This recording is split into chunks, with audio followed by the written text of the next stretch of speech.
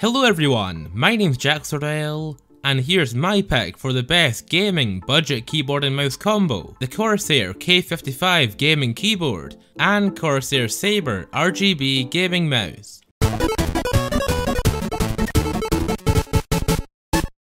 If you want to pick up this keyboard and mouse combo, or just one of the two, you can find them both linked on Amazon down below.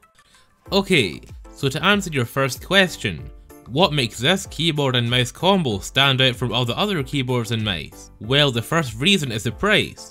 This keyboard and mouse goes for under $100. In fact, it only goes for about $85 on Amazon. But I know what you're thinking. The quality can't be that good, can it? I mean, the price is so low, Corsair's going to have to cut corners somewhere. Well, the good news is, they cut them in all the right places. Let's start by going over all the features of this keyboard, and I'll tell you where I think Corsair saves some money. Starting off at the far left side of the keyboard, we have 6 macro keys, or G keys. You can map these G keys to any action, function, or keyboard shortcut you want. For example, I can make G1 and G2 act as doing copy and paste. I could map G3 to lock my computer, and use G4 to open an application, like Notepad, Calculator or Steam, though the Corsair iQ software is required to use certain macro actions, such as launch application. And did you know, you can make any key on the keyboard a macro, as long as you have the Corsair iQ software on your PC. If you can't use the software however, don't worry, this keyboard can be used without the software entirely. But keep in mind you're missing out on some big features. Without the software, you're stuck with using basic macros, which can only be assigned to the 6 G keys. Without the software, you can even change lighting effects on the fly. Just hold down the function key, then press F1, F2 or F3 to change the lighting colors in one of the 3 zones.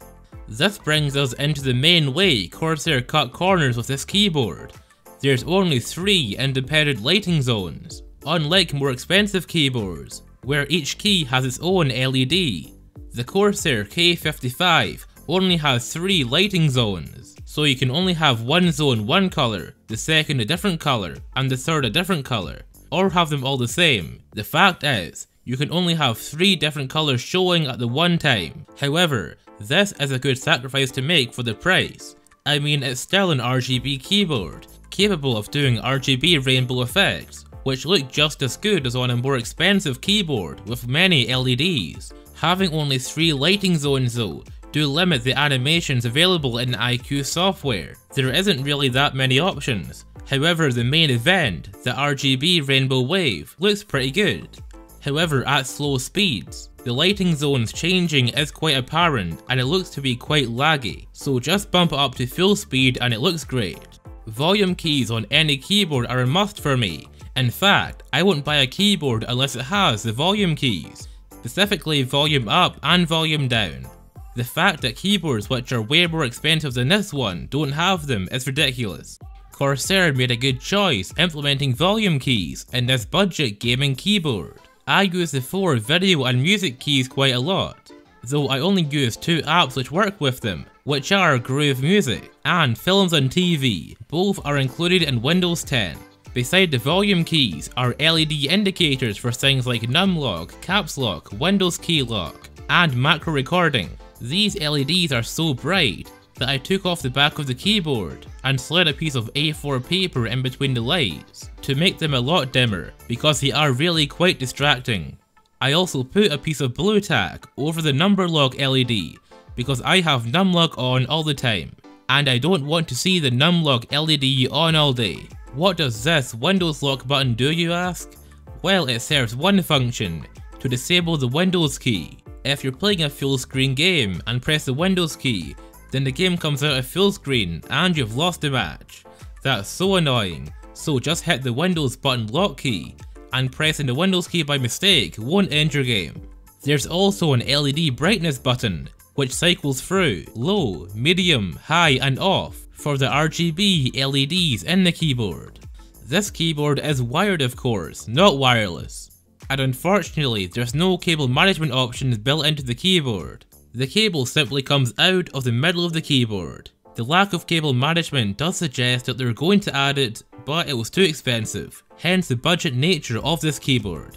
There's also a large glossy strip along the top of the keyboard, which I don't like too much.